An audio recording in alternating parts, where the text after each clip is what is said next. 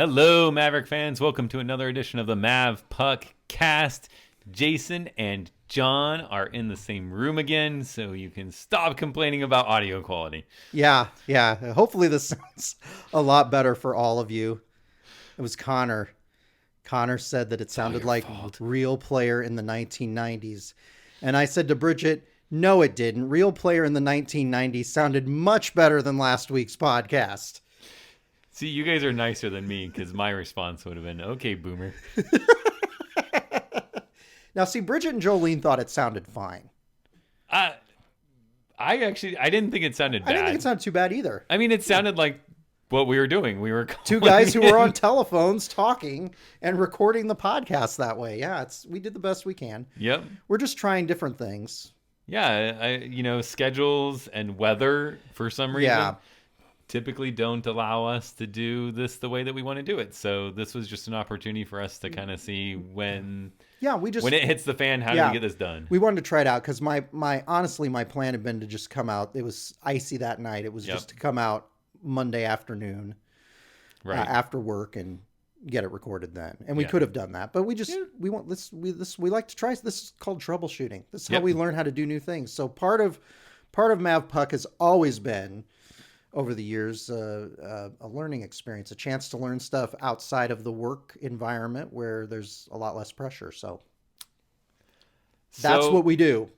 So our Mavericks had some visitors this weekend, friends from Denver.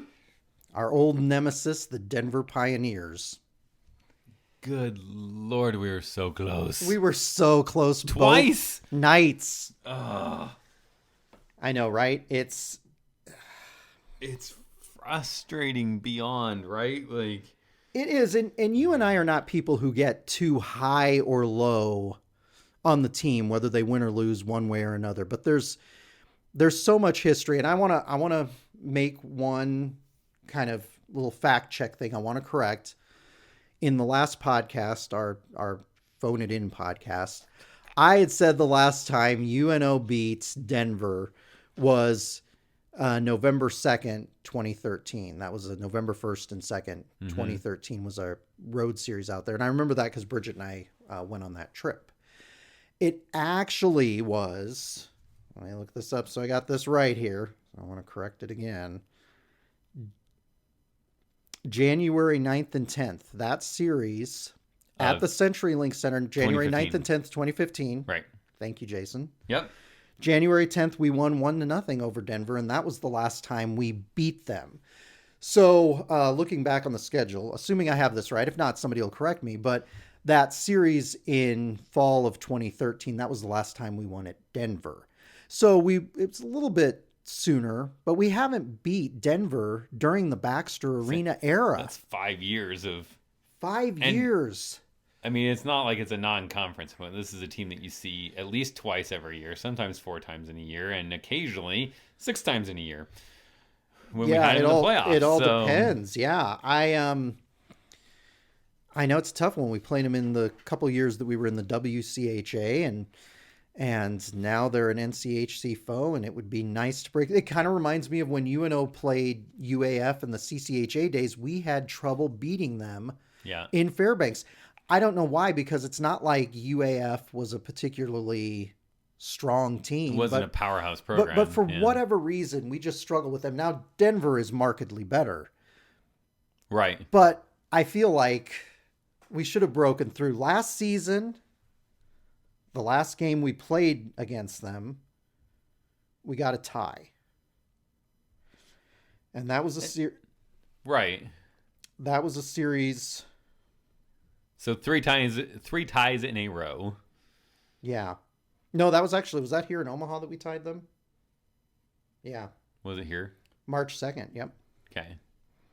I have to say, as sad as it is that we couldn't get one of those wins, even in overtime or a shootout, I have to say, going into the last 2 weekends, to come away 1-1-2, I think is a commendable job. Here's what I would say. If you look back a month ago, yeah, and you're looking the first 2 NCHC series we're playing to start the year at North Dakota, and then here in Omaha against Denver. Right. If you had told me of a possible 12 points that they were going to come away with 5 points, a win at North Dakota and 2 ties against Denver, I would have said that's pretty good. That's almost half the points out of those series. If you told me that, I would have been pretty impressed, considering how our season went last season and how well North Dakota played the first half of the season. I would have been thinking that's a pretty good way to start, and they started off really well. Yeah. You always want more, though. And you want more, and they were really good games. I have to say, those were two of the more entertaining games to watch. Yep. I'd say I'd rather watch those games than the North Dakota game. Yeah, I think so too. And you and I've talked about UNO has not had a lot of games that have been those kind of low scoring, like 1-0 for most of the game type of games. And so we weren't quite sure how a game like that was going to go for UNO here in the second half. We weren't sure if that was going to be a situation where they could hold a 1-game lead or keep the other team to just a 1-goal lead. And both nights they did. I mean, Friday night, I wasn't quite sure how that Friday night game was going to go, but UNO played really well in the third period. Yeah. And they had a pretty good second period, too. Yeah. And that's been our nemesis, has been, we I don't know what it is, but some of our worst periods of hockey have been our second periods. Yeah. That middle frame just seems to throw us off for some reason. And I know lots of theories as to why, but the takeaway is just that, they played well. They played a good game. They had their opportunities. I think they learned throughout the game. You could tell that they were kind of learning, we can't do this, and they were adapting, which I think is good for a young team. And it's good to see Denver. I mean, it's Denver. Like, it's good to see them and say, hey, look, you want to be tops in the country. This is what you got to look like. I mean, you look at that third period on Friday night. We were down 1-0 going in, and like I said, we'd held them to that 1-goal lead for a long time, and you were wondering, how long can we do that? And then we get a shorthanded goal from Noah Prokop. Mm-hmm. That was huge. And then, I don't know if you know, but the team just started playing differently after that. They played really well the rest of the way, and that kind of sort of lit a fire on them, because they're starting to think, we've tied this thing up. Maybe we can get the W. It didn't quite happen. We got it. Play was really taken to us a lot first period on Friday, and I think, if I remember right, scoreboard showed like 3 shots on goal for us. Like, we didn't, and our offensive play was very much rush mentality. It was in the zone, we got a shot, and then there was no sustained pressure. There was no real good scoring opportunities. Like, those types of shots, typically you don't, expect a whole lot out of. The goalie sees you coming, has plenty of time to get set. Those are saves that at this level most of them will make. So, yeah, that was a tough first period for UNO for sure. And I thought the whole weekend, and this is something that kind of goes back to last weekend at North Dakota too, we've had trouble in these two series getting sustained offensive pressure on our opponent in all 4 of those games. Mm-hmm. And I don't know if that's a trend or it was just because we were playing 2 particularly difficult teams. But in both instances, when UNO had success, it was kind of these opportunistic moments, a little bit of puck luck that, kind of helped them get the equalizer, get the job done. Certainly Friday night at North Dakota, it helped them build a lead on North Dakota, but we have not had a lot of sustained pressure in the offensive zone. We haven't been able to really establish anything. And I was wondering, your thoughts on that, because I think you and I both have noticed that, and I'm sure, a number of fans out there have noticed that too. It's a little bit disconcerting when we're outshot so severely in a game. Yeah, I think we've had so many problems with defense, particularly our decision making on our outlets and just generally our ability to pick up players in our defensive zone. Yeah. That part of it, I'm sure, is just you can only focus your attention on a limited number of things. Right. And so to focus on the defensive side of things and that decision-making process and that it's going to have an effect on your offensive production. Right. If we can get to the point where that stuff becomes second nature and they're not focused as much on what needs to happen in the defensive zone and they can get to the point where you're just reacting to things. Yeah. And you're reacting in the right ways. You can then start working on your offensive, because the transition game, for the most part, once we get out of our zone, we typically have pretty good entries. I mean, I would say no one's perfect. We have a decent transition game at that point, and that's when we score most of our goals are in those kind of rushes to the net. Games, yeah. And I think that over time that needs to change. You need to be able to. You look at what Denver did to us. They had really good chances just cycling the puck. Yeah. Playing that traditional game of it's hard to score on us if we're always in the offensive zone. Right. Defense through offense. That was exactly the best defense is a good offense. Yeah. Yeah. And I'll tell you, the shots were even. Actually, I think we outshot them 30-28 on Friday night, but it was the Saturday night game, the one that I actually thought we had the best chance of winning because we were up 2-1 in that game. That we were outshot 47-13 in regulation and in the overtime period. Yeah. That was, we were outshot almost 4-1. But it's not. There's plenty of examples of teams that get outshot that win consistently. Right. It's the type and quality of chances. It is. For example, anyone who's listened to this podcast more than today, that's not a news listener, knows that being a Colorado kid, I am an Avs fan and have been for. Yes, he talks about the Avalanche and DU incessantly on this podcast. So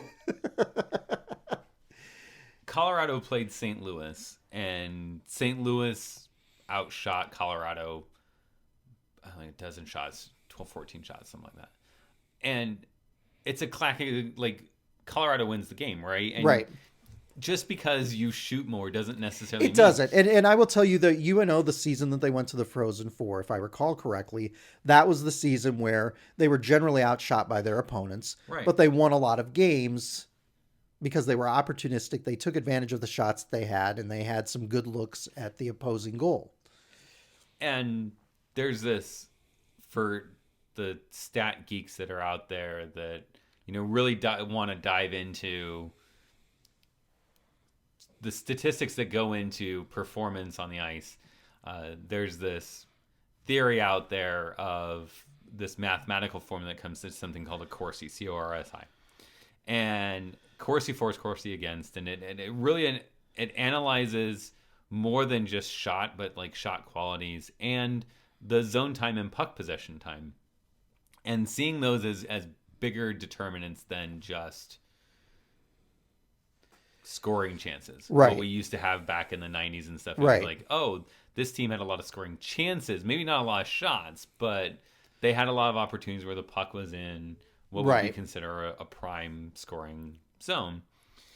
And it is more to that. We were on our heels a lot. We were watching Denver play a lot, especially the first period Friday night, I thought. Yeah. We were almost, a lot of the guys were almost spectators sometimes. Yeah. Just watching DU run and around. I will tell you, yeah, UNO normally looks fast compared to their opponents. And I got to tell you, we looked a bit slow compared to Denver this weekend. Which isn't a knock on our guys. It's just Denver's a high-powered team. Yeah, and they were passing the puck. The first period, that was a clinic. Their ability to pass the puck, tape to tape, no one's missing them, nothing in the feet. We have that a lot. Good passes that good decisions for passes that end up in players' feet. And it's like, you got to put that tape to tape. I know. If you want to, if you really want to have a chance in games like this, you really need to put those things tape to tape. And if we could just do half of those, we because probably you would have look won those games. and you look at that series, despite how good Denver is, right? They did not look like some of the Denver teams of the last few years that looked like, Right. immortal teams. They were a beatable team. We could have beat them. We could have beat them. Either or both nights. I completely agree. And we had our chances. We did. Friday night in the 3-on-3, we had, I know. Weiss had 2. He had did. a really good one where he moved you in could and tell just shot he wanted to wide. score a goal. I know, absolutely. Well, he does when he had a clear lead pass out of the zone and Yep. he chose just to skate it up. He's like, I'm taking it coast Who to are coast. you? I'm like, take it coast to coast and put that thing in the net. It didn't quite happen. And then the shootout period, normally those end quickly in NCHC play. And that thing just kept going and going. North Dakota went to 1, and I think they were done in 2 rounds. I'll tell you what, that was really interesting. Some of the player selections that went on. See, I would have picked a who's who of the forwards. Those? No, I don't really want to. It was just Stewart came in all of a sudden, and I'm like, when they do this thing in practice, he must be great in that the shootout scenario, because I was like, put in Weiss at that point. Yeah. Put in Primo. And but a lot of other forwards, but there's so much psychology. There's a lot of it's absolutely right. Because I know guys that have said, you know what, we're gonna put in 2 guys that are stick handlers that are gonna make a move, and then you throw in a third guy that's just a straight away. I'm gonna just come down and beat you with a shot. Yeah, and you do as a goaltender, like when you start to see the same thing kind of over and over again. And I know players that do that they'll get together on a it used to be a 5-man shootout. I knew 5 guys would be like, all right, what are you going to do? What are you going to do? What are you going to do? Okay, I want to go after you because what I'm going to do is the same as you, and maybe that'll make him lean that way, thinking the third guy coming in is going to do that. To the point of like, I know guys that say, oh, I'm going to start to the left. I'm going to start to the left too. Okay, well, do we want the 2 guys going to the left right away, or do we want the 2 guys going exactly. To the right? And it either works or it doesn't. Like, I know. It's just, you want it to work. I know. But it really is in a lot of times in the goalie tender's favor in absolutely. Those shootouts, so. Absolutely. And I was kind of glad to see one go back and forth. That was a fun thing, because normally those, like I said, tend to end pretty quickly in NCHC play. So that was exciting. If they could have gotten that shootout win and gotten the extra point, that would have been fantastic. Yeah. And again, I was impressed with how they came out Saturday night, because when you have kind of a tough, kind of double overtime, losing the extra conference point tie, you don't know how they're going to respond. And they responded really, really well. And you gotta, I was worried about that. Like last week I had said that I didn't think we would win both, but if we were going to win, I thought our best chance to win was Friday. Try to catch Denver just not sleeping on the job, right? Like not ready for this. Yep. And we steal it in some way. And so when I think you had mentioned that in the last week's podcast.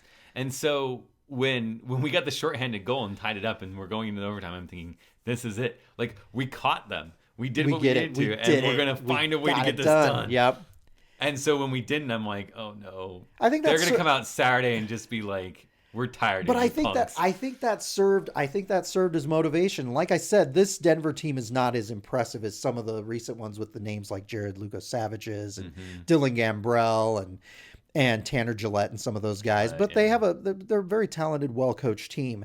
But I'll tell you what, Taylor Gohl gets the first goal of that Saturday night game. But then the big one was huge to go up 1-0 there. It was huge to go up 1-0. And then Tristan Keck, not long after, of all guys. Yeah, the Denver player turns it over in the defensive zone, and Tristan Keck just takes advantage, takes the shot, and puts the thing in, and it was phenomenal. Absolutely phenomenal at that point. I didn't even have time to say, oh no, it's Keck. And we've said this before. Man. I feel bad because he does so much. Like I know he's Jason so many opportunities. Jason and is constantly apologizing for this. like, I'm but man, he sorry, puts but- the thing up, and we're up 2-0 at that I point. know it was. And I was feeling fantastic about it. I felt like it was so awesome because I really felt like Keck was having a good game. It He was was. pressuring the puck. He was making a lot of good choices. He made a lot of really good lines. Kind of breaking up that Denver. The Denver outlet really wants to move the puck laterally. And so Keck did a good job of kind of cutting down through the middle to force them to go up along the boards instead of across the ice. Yeah.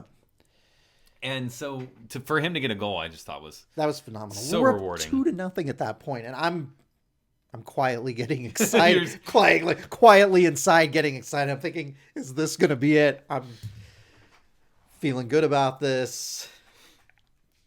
Feeling happy. Sadly, Denver gets one in the second, so it's 2-1 at that point. So at that point, you're kind of nervous because there's a lot of game left to be played. You don't know what's going to happen. And like I said to Bridget, when the third period rolled around, for most of that period, I said to Bridge at one point, I'm like, I feel like UNO's basically just killing off this period because we did not get a lot of action in UNO's offensive zone. UNO was down in their defensive zone. The D-men were doing their best to try and keep Denver from getting that equalizer. And then with, I believe, 13.8 seconds left, DU puts in the goal at the end of the third period. And, like I said, I don't get real high or low whether they win or lose. You know, it's a kid's game. I'm just happy to be able to go and watch it. But I was like, oh, man. I just felt so bad for the guys because I'm like, they had worked so hard all weekend long. And I thought we're finally going to get that monkey off our back and be rewarded with victory against Denver. And it didn't happen. And I honestly, I think, you know, at that point, it's awfully hard for your team to go into that 5-on-5 overtime period and get it done. But I'll tell you what, they held off Denver through that period. Officially went in as a tie in the record books. Then it went to the 3-on-3 overtime period. And we didn't get to a shootout. DU got the extra In the conference 3-on-3, point in that 3-on-3. yeah, it was kind of a.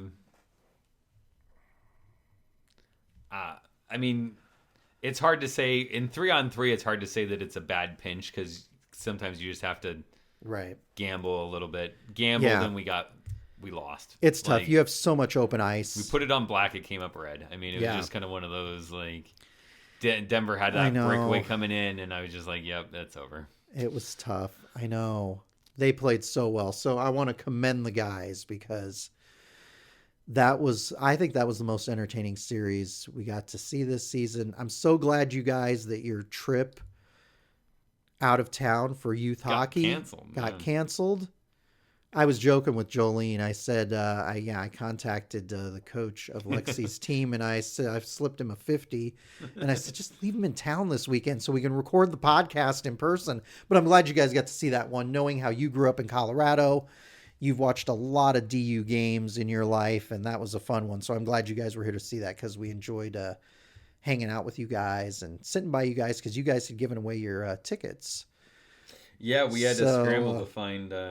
So Bridget find some tickets. Bridget transferred our extra 2 tickets to you guys. So we really appreciate that. So that was good. So, you know, I guess at this point we talk about who our player of the game is. Do you want to go? Well, I've got I think player of the weekend. Player of the weekend. I'm sorry. We always say player of the game. We need to be better about that. We call it something different every time. I do it. Okay.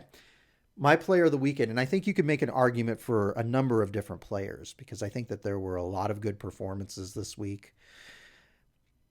I got to go, and I've got to do it for that Saturday night game, getting outshot so severely by DU. I've got to go with Isaiah Seville. Why he was not one of the 3 stars of the game, I don't understand, but he wasn't on Saturday night. But I've got to go with Seville this weekend because I thought it was, if not the best. It was one of the better series that we've seen him play this season, and he's really coming into his own. He's going to be really good as the season wears along down the stretch, and he's the guy I'm going to give it to, and it's really for that Saturday night game. But he played well Friday, and I think He did. to have back-to-back performances the way he did, I Yep. think he deserves Absolutely, nod as because the player for the weekend. because let's face it, UNO's the kind of team that throughout most of this season has given up 3-4 goals a game, right. and they didn't. And obviously the guys playing in front of him, especially on Friday night, they blocked a lot of shots. They did a good job in the defensive zone, really the whole weekend. But he came up big with some key saves, and especially he got dinged on Friday night. There was a lot of There was a long stoppage when he got hurt there, right. yeah. Some people said it was his collarbone. Yeah. Some people said he got nailed in his groin area. Yeah. I don't really want to speculate on that. I don't need a picture painted, but he looked uncomfortable the rest of that game, and he played well, and then he played well the next night. So I've got to give it to Seville. Are you going to go along with me and give it to Seville? Or are you just going to... Well, I think he's my number one pick. Yep. But I think that there's enough good that happened with this team that we do need to, highlight some other play. Give a little love to another player. Yeah. So I'm going to say Prokop. Noah Prokop. Yeah. Not just because he got his first goal and it was shorthanded, but he talked in the post game about kind of like what he saw and why he decided to challenge the defenseman, bring the puck around. Instead of, a lot of times what they'll do is they'll peel off in front of the goal and try to take away the round pass. And to go behind them and say, I'm going to challenge from the backside, I think I can get it.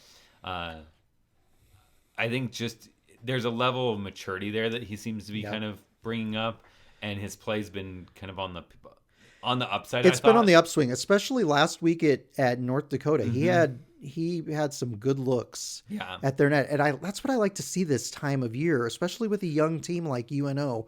Are some of these guys we didn't hear a lot from in the first half of the season starting to kind of sort of rise to the top, and that's one of the players that we're starting to notice more and more, and he's been making some really good contributions, and I would agree he looked good this weekend. Yeah. And I've been impressed with him the last 2 weekends. So absolutely. It's like I said, those freshmen, when we can get good production out of them, that's going to go a long way to make this team have more success. The start of something for him, that'll be a lot better for UNO moving forward. So something we talked about last week was the decision by the university, by Baxter, whoever makes the decisions on this, to move the team store out of that little area on the main entry area. Yeah, the actual thing that they built to be the team store called the was it the Maverick locker room? The locker room. The little glassed-in store that Fishbowl. The fishbowl. To move that, then basically clear that out and move apparel cells and things like that to the concourse area, and they got 2 little pop-up stand things. They had one on each. They had one, entrance. as you know, they had one pop-up stand, kind of in the northwest side of the arena for the last few seasons, right? Well, now they added one on the kind of the southwest staircase, and I mean, I walked by a couple times. They don't have a ton of merchandise. I think they had maybe one jersey. I know that jerseys probably aren't big sellers, but when you're talking about a hockey team, I always like to see a number of jerseys for sale. They didn't have a lot. They had some of the knickknacks and some of the shirts, sweatshirts and hoodies, but that was it. What did you think? I've made no secret that I'm not necessarily a fan of this concept. I have been told that UNO did not generate a lot of revenue from the team store the past few seasons on an annual basis. And honestly, the number I was given, and I don't necessarily want, I think the number I was given was something like that they only generated like $2,500 in profit from the merchandise sales that they sell during the season. That seems like low. Right. I feel like if you and I were in charge of it, we could come up with ways to push more of that merchandise. I think that there are a lot of reasons for that. I don't necessarily think that it's the location of the store. I know that they like the idea of turning the store into the party room because they can use it potentially for like birthday parties with the, with the Holland Ice community rink next door. If kids want to come skating, they could have, birthday parties set up in there. On Friday night when I got there, I noticed a small group of people.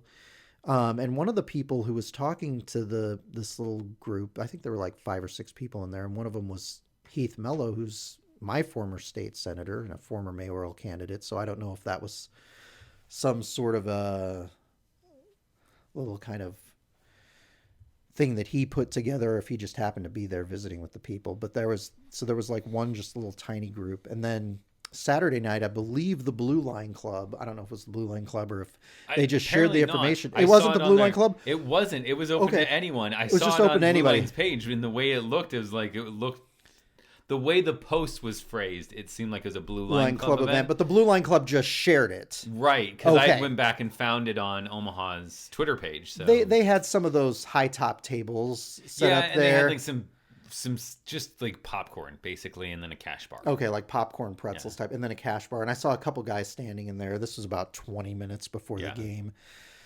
So I mean, I don't know. So my thoughts, I think. I have a lot of issues. I don't care so much about the kind of rebranding of the locker room. To say like we need a space for birthday parties or whatever, gatherings or whatnot. That's understandable. That's and it's not a bad place to put things like that. So I get that side of things.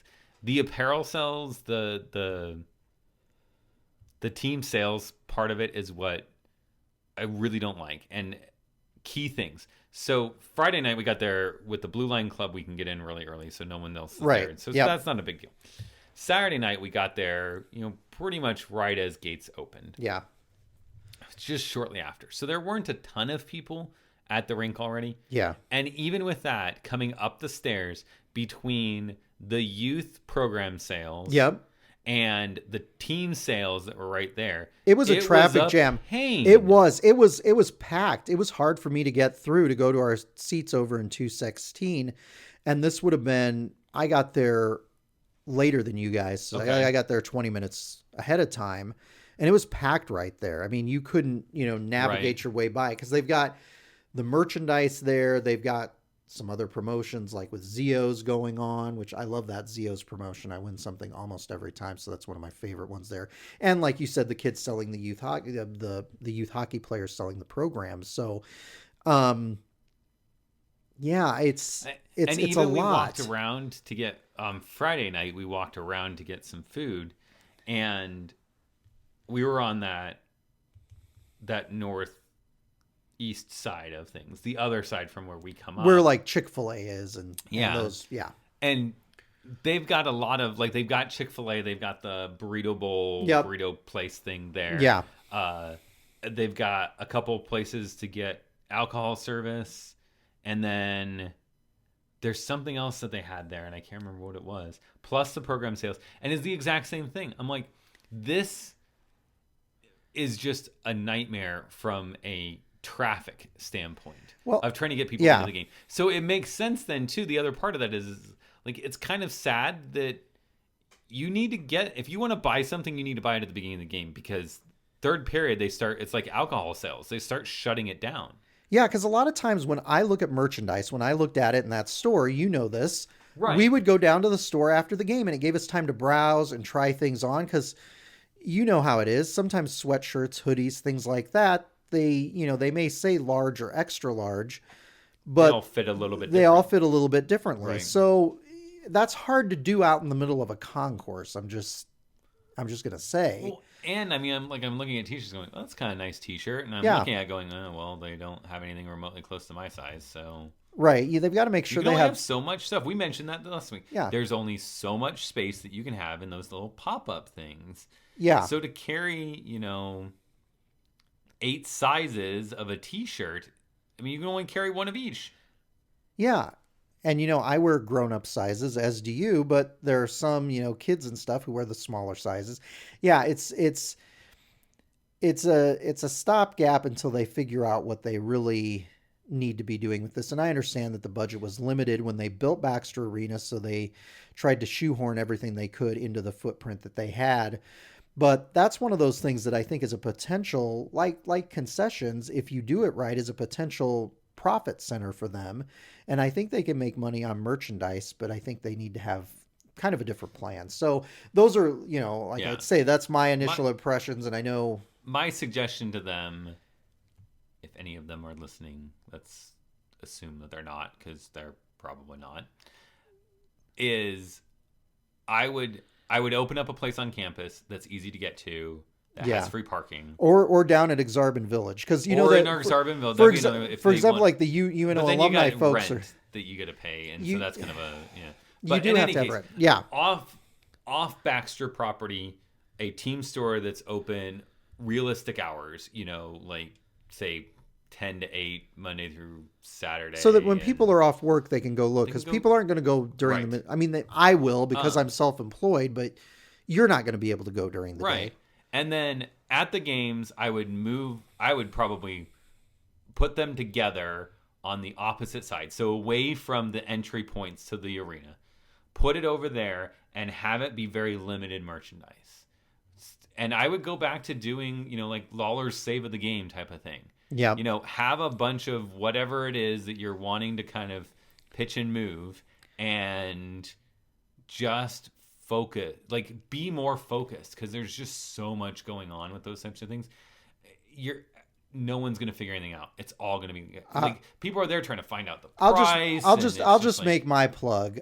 Pat Lawler's a friend of mine, full disclosure, but I think they should put Lawler's back in charge of the merchandise, because I think the merchandise situation was much better down at the CenturyLink Center when Lawler's was in charge of it. I don't think they need to try and figure it out, or have the UNO bookstore try and figure it out. No. You need to have somebody who's used to working these kind of live events, dealing with throngs of people like Lawler's does at the Creighton basketball games. And we know the kind of attendance that they get at those Blue Jay basketball games. Mm-hmm. So that's what we need. We need somebody who understands the point of sale system and pushing merchandise and doing this. There you go. So I would put Lawler's back in charge. Yeah, you give them the pop-up. You say, Lawler's, you're in charge of this. This is where we're going to put it. You staff it. You do all that stuff. We'll go back to doing the Lawler save of the game, and we'll have our team sales. You want a jersey, you're going to get it from us. You want, quote unquote authentic merchandise and things like that. That's what the team store is for. And that's, that's what I remember team stores in my day was like, these are the warm-ups that the swim team wears. These are the jerseys of the hockey team. If you want an authentic jersey, not a knockoff. I don't want knockoffs. I always wanted authentic. Even if I had to pay more, that's what I wanted. And we used to do a good job of promoting that, because like I said, Pat was a friend, and he would tell me when they were in. He would send me a picture, and we would put that out there with an ad and everything else. And And I don't know him, and I have no allegiance to Lawler's over anything else. I just know that they've been connected to the university in the past. Right. So hopefully that relationship still exists. But I think that would be a huge move forward with that. I completely agree with you on that. So we have to say happy anniversary to you guys. Yeah. Happy anniversary to Mavpuck.com. January 20th, 2000 is when I registered Mavpuck.com, and that's when I started the website.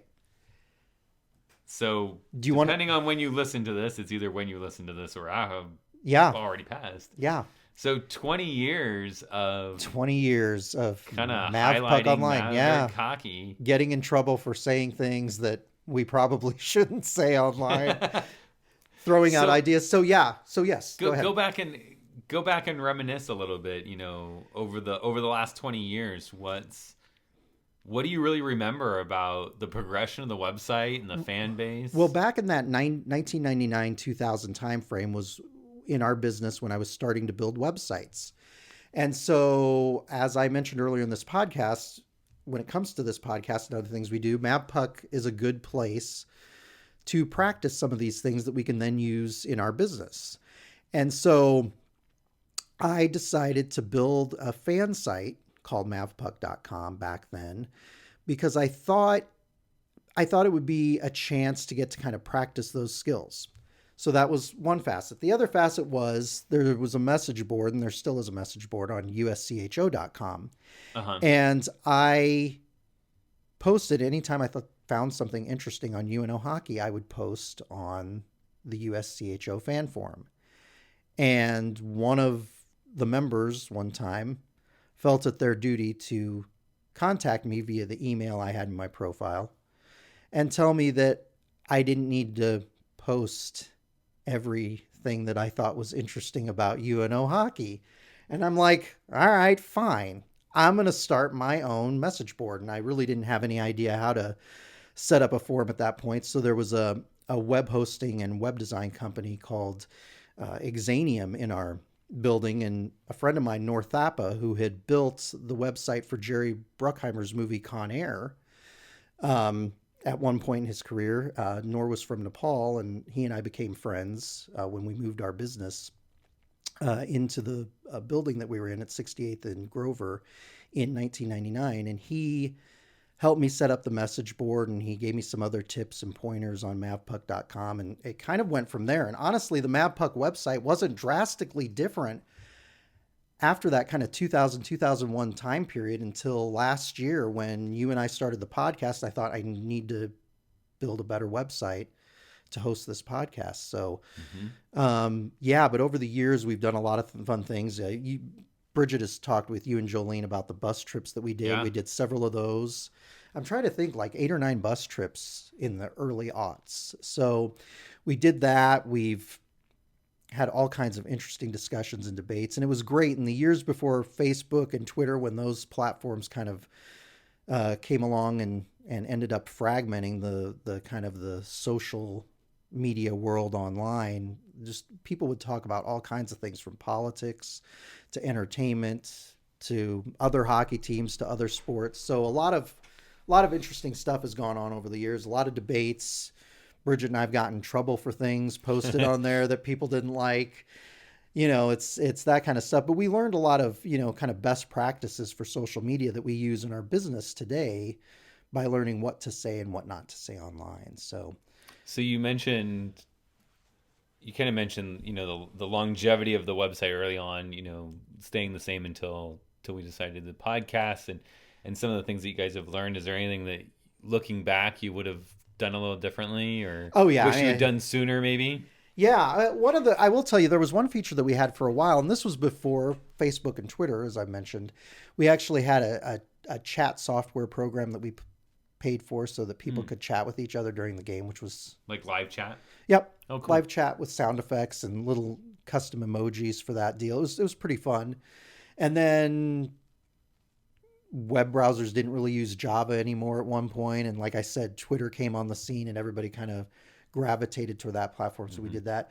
So you were asking what I would do. What would you do differently? There are a lot of things I'd do differently. I'd probably handle things more tactfully. If the technology had been able to do it better back then, I would have done like the message board is now, where you had to be a member and be logged in to see who posted stuff, because, some of the, people that you didn't necessarily want knowing who was posting something were able to figure it out kind of from their screen names. So there were people who would get in trouble and kind of called out for stuff that, probably didn't need to get called out. So I would have handled that a little bit differently if I could with the technology.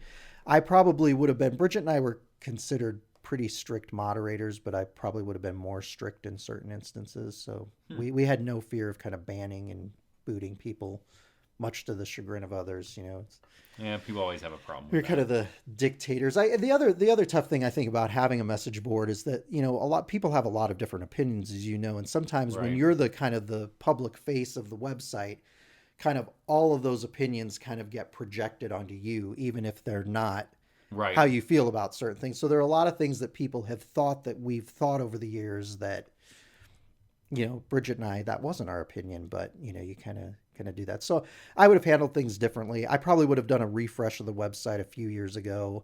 It's hard. It's one of those things you do in your spare time. So you just kind of, do stuff when you can. So, and it's always easier looking back. hindsight's always 2020. Right. You know, I might have presented it as a more kind of serious and legit site. Maybe you and I would get invited to, you know, weekly news conferences so we could ask questions and cover things. But you can't go back, so you just have to go forward. But it's been an interesting 20 years, and we've gotten to know a lot of neat people through MavPuck, like you and Jolene. So yeah, because we met on one of those bus tours, but one of the trips up to Mankato, and sat with you guys, and that was our first. That's how we got to know you guys. So. Yeah, we hadn't really met before, and then you guys started like following us around.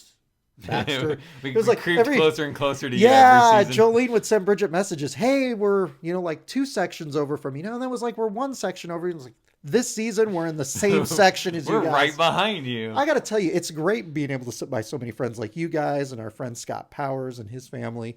Yeah, it's fun to have people around you that you like, that you want to chat with and cheer on the team with. So yeah, there are a lot of things we mentioned looking back is the easier thing to do. I think to wrap up this segment, what can you tell us? Is there anything on the horizon, or what you envision, MavPuck to be like in 20 years? Well, I mean, I hope it's still around 20 years. From 20 years from now, I will be 67. So if I'm not retired from MavPuck at that point, hopefully it'll still be around. Obviously the podcast was one of the new things that we've done. And I know you and I have talked about some different things just because we like technology and we want to try some different things. So we'll see what happens. I think, at that point we'll probably throw up some stuff maybe, behind a paywall to try to raise some funds so that we can buy the equipment and do some of the things that we need to do. I do think it'd be cool if UNO ever had a road schedule that worked out during a season, because there've been some seasons where we've gone to like 5 or 6 road games, or a road series, which would be about 10, 12 games. It would be cool if the road schedule ever worked out where you didn't have a bunch of going to Alaska or going to Maine. If they were all kind of centrally located, it would be cool some season to be able to go to every road series and do a blog post and do some Facebook lives from those to kind of cover those for the fans. I don't know that that'll ever work out schedule wise, but it'd be really cool because most of the conference road games are pretty easy to get to, weather permitting. And if the non-conference games worked out, it'd be fun to do that. So those are some of the things that I've been thinking about. It would be cool to do some more features on the team if we were ever able to get access to do some of those things. And I think, maybe some more features on the various fans, because those are the people I want to talk about. So we'll continue to, put stuff out and try to get the stuff that the fans want. And, if there's something that fans are, particularly looking for, MavPuck's, it's a community. So it's a great opportunity to say, we love it. It was this. Sometimes we can't do it. Sometimes we're trying to do it, and there's powers that won't let us do it. So it's crowdsourced content. So whatever the folks out there can bring to it, those are the things that we can do. And so I like to hear new ideas. Some of them we can't do, but a lot of times people have really good ideas. And I know I had been talking about podcasts before we did the podcast, and that's when we were talking. After that game the final home game a couple seasons ago, I was like, hey, maybe we should do a podcast. Yeah. And so it's been fun, despite our long distance recording woes that we run into every once in a while. It's been a lot of fun. So hopefully I'd like to do merch at some point. So it'd be fun to do some merchandise. So maybe we'll get around to do that. But whatever ideas anybody has, we always love to hear them. So, we're happy to do that. But yeah, it's been an interesting 20 years for sure. I was 27 years old when I started MavPuck, and I'm 47 years old. And some days I'm like, this has been great to get to know fans, talk about the team. And then other times I'm like, man, I've wasted a lot of time on Mavpuck.com the last 20 years. So you kind of go back and forth with that. So, but anyway, yes, thank you for talking about that. And Bridget is here in your home right now. And we tried to get her to come on and talk, because I think she would have had some interesting stuff, but maybe at some point. We keep trying to get her to come on. Maybe she can come and talk about MavPuck at some point. One of these times she'll hike down the stairs. I know. We need Bridget and Jolene on here. They can, they're good guests because we got 2 mics, but they can kind of, sit close and Up next, we've got Colorado College. So we're we're just going taking to go on back and back to the Colorado teams here. we're taking on the state of Colorado here in 2 straight weekends. The Tigers are pretty on par with Omaha. I suspect this will be a pretty close series. This is one I'm kind of scratching my head a little bit. I don't know. I just don't know. They are a team that they kind of have their ups and they kind of have their downs, and you don't quite know which Colorado College team you're going to see. They lost a pair at Western Michigan, and I just don't know what it's going to be for us going out there. They play on the Olympic size sheet, correct? Right now, until they build their new arena. Yes, and they're breaking ground on the new arena February 15th. Yep. Yeah. You're going to be out there, aren't you? Yep. So you're going to be out there for the outdoor game between the Colorado Avalanche and the Los Angeles Kings. Yep. So we're going to go to the outdoor game, and then I would like to head over. My brother lives in the Springs right now. I'd like to head over and just see where it's going to be and kind of get a feel for that'd be really what it fun. might be like. Yeah. In a few years when they get it finished. Financing also. Like, I know they have a lot of the financing done, but I know they're not. They, at least what I've heard is they're not done.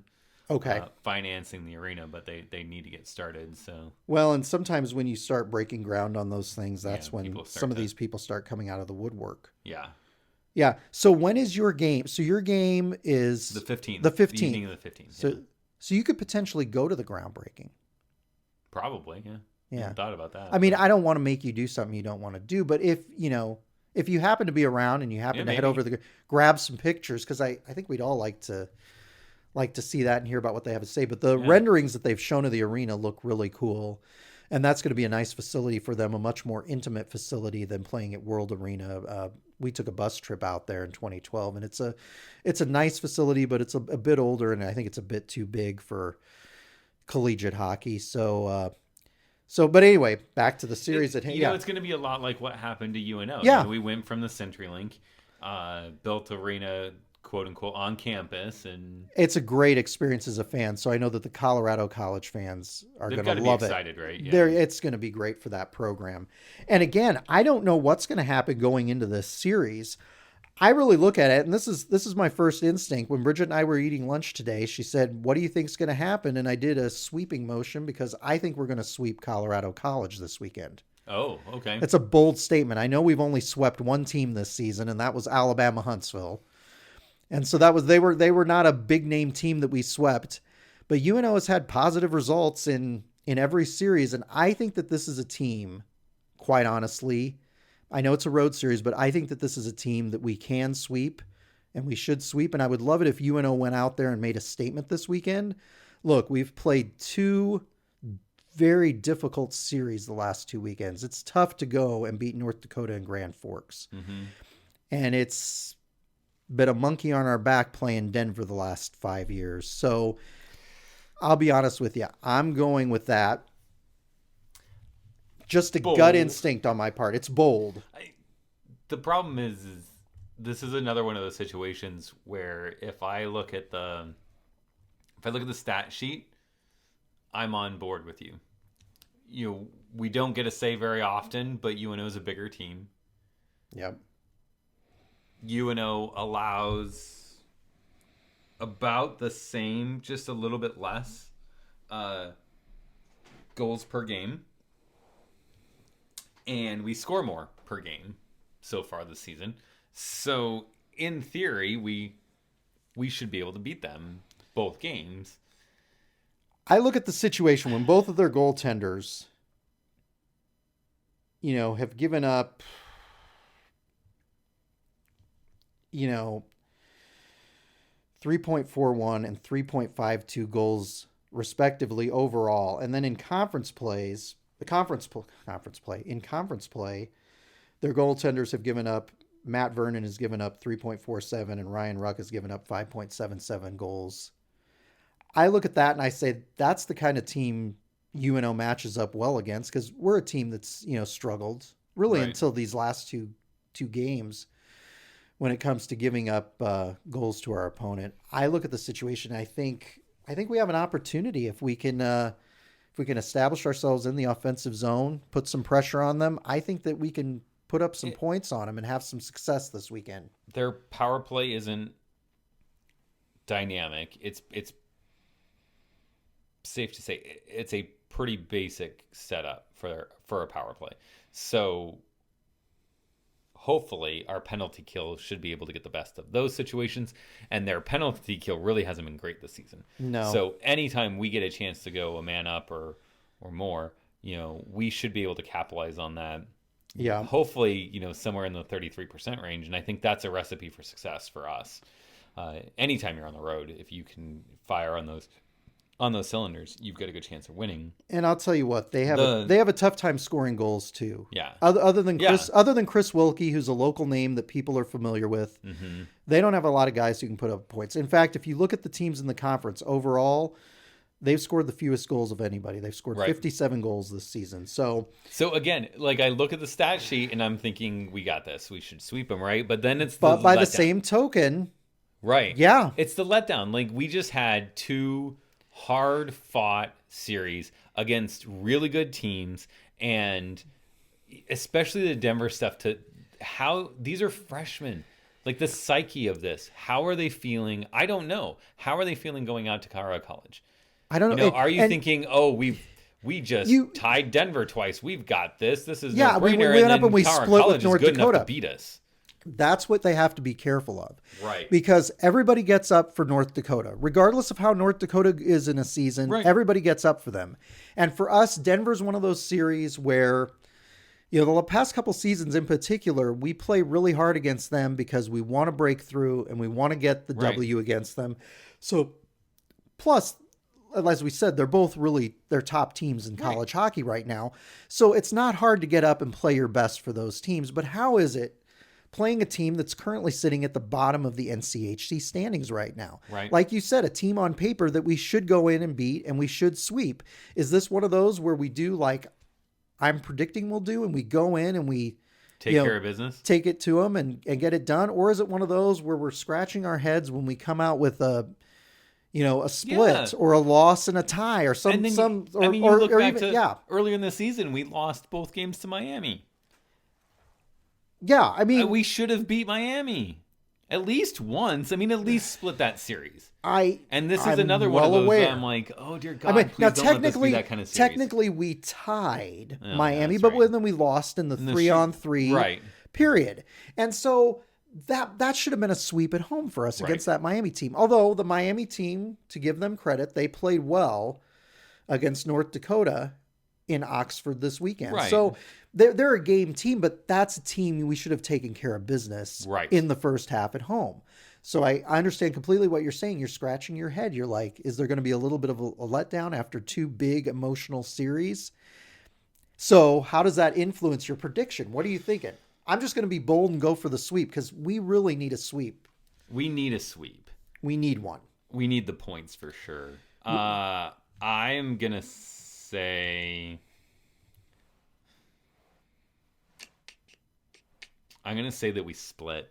I'm really worried about the letdown coming off of 2 hard-fought series and being freshmen and trying to figure out where their heads are. I think they'll be close, but I could see us maybe not, maybe coming back with 4 points. Yeah. But I think we split. I think that's a definite possibility. I'm going for the sweep. Well, because look, it's NCHC. We could come home with nothing. Let's be honest. We could come home with nothing. They could sweep that series. Yeah. Because I've watched them this season because they're the Mountain Time Zone games. I've watched a lot of Colorado College and Denver this season, and that Colorado College when they start rolling offensively, they're kind of like us. They're a streaky team, but when they're able to put up points and they're able to get into a groove, I'll tell you what, they can play some really good hockey, especially out there on that bigger ice sheet. So you never know what's going to happen. They're desperate. They're in last place. We're currently sitting in 6th place, just a few points out of 4th. we really need to get some points this weekend. We can't let this opportunity slip us by, because this is the type of team that we need to make a statement against and show that we can win and show that we can sweep. And remember that depending on how the weekend goes, they could, with a sweep of Omaha, Colorado College could be within striking distance. They could be in 5th place. Yep. You know what I'm saying? It's that fluid with the 5 through 8 positions right now. Anything could happen. And St. Cloud State all of a sudden is looking like they're about ready to, wake up from their slumber. They played well this last weekend against Duluth. Yeah, and we'll see what they got, because they've got Western Michigan next. St. Cloud does? Yeah. Okay. So they're going to be fighting. That's 4-5 right there. Yeah. They're going to look at that series saying, if we can sweep Western Michigan, we'll be ahead of them. We'll be in 4th place. We'll have home ice. We'll be back where St. Cloud thinks they should be. Yeah. Yeah, we've got to find a way. We have to find a way. We can't leave we really can't. As much as I think we're going to split, we really can't leave any points in Colorado. We need to come home with 6. If we really want to make a run at home ice or, any sort of reasonable expectation of making it to Minneapolis for the Frozen Face-Off, this is one of those series you look at saying you have to come home with 6 points. You have to. This is a statement series for UNO. If you guys want to show, because they've looked, there have been moments this season where they look like they're about ready to turn a corner. And I would like to see them fully turn that corner. Yeah. And get a couple of wins. 6 points would be huge. It would be absolutely huge. And it'd be a big confidence boost going into that Western Michigan series that we've got at Baxter Arena in a couple weeks. Keep in mind, long-term focus here, right? Well, not even long-term. Yep. Depending on how Western Michigan and St. Cloud do, conceivably, if we come home with the sweep and we've got those 6 points, we could be looking at a battle with Western Michigan to get that last home ice, be in that last home ice spot. Absolutely right. Because we get them next. Absolutely right. And remember, I'm the guy who picked us finishing 5th this year, which at one point in time that seemed crazy. Now it's not seeming so crazy. Well, we've got some tough competition ahead of us. We've got that St. Cloud team lurking there, and we both said in that episode, if you go back and listen to the episode at the start of the season, we both said that there's not going to be a whole lot of separation between these teams at the bottom. Yep. And so you're a young team. Most people will expect you to turtle when the pressure comes on. Yep. This is your chance to say, we have something to prove, and we're proving it right now. Yep, and that means we're going to take care of the business against teams that we should be, and we're going to be competitive against the likes of North Dakota and Denver. It's all about the points race right now. It doesn't matter what color and what mascot are on that jersey across the ice from you. It's all about accumulating points in the conference standings, and they can do something really special at the end if they keep themselves in it. So I'm calling for the sweep. Jason's calling for the split. I'll say a split. Yeah. You hadn't officially said yet? I did, but yeah. I could. We've been talking about this. This segment's gone on forever now, but you and we're hoping it goes the way that we want. We don't want to be. Jason's going out of town for a youth hockey tournament unless for some reason it gets canceled again. So don't worry. Don't worry. I'm going to be contacting. Is this Lexi's team or Maddie's? No, this is Maddie's now. So you're gonna. Oh man, a new coach to butter up. I think that I gotta make inroads with that coach and say, if it looks like there's just the least little bit of snow that's going to fall, you cancel that thing and you stay in Omaha so Jason and I can record in person. But I think we'll record in person next week because the weather looks good, and even if we have to record it on Monday, I think we'll get that done. All right. Well, so with that, until our next home series against Western Michigan, when we'll see you all in person, enjoy this upcoming series against Colorado College. It should be fun.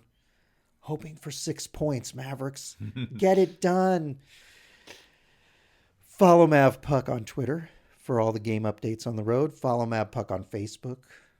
Follow MavPuck.com, the website. Sign up and get your account. Join the community. Sign up and get your account. Join the community. Join us for another 20 years of this. Another 20 years of MavPuck.com. And until next time, go Mavs. Go Mavs.